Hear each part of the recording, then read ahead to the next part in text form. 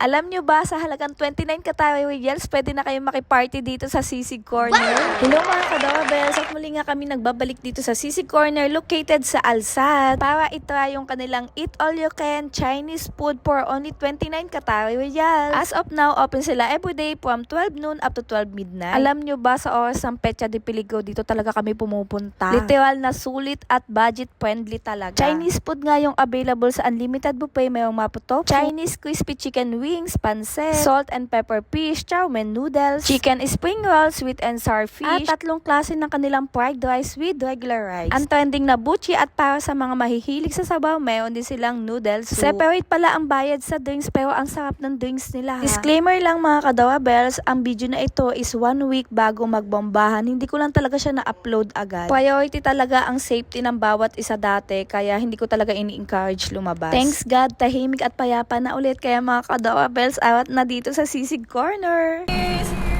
Buchi! Shout out sa dalawa kong nurses. At syempre, Sir Joel. Thank you, Sir Aris, for the matcha. Yun lang naman mga kadawabels. Thank you for watching, for the love and support. Thank you, Sisig Corner family.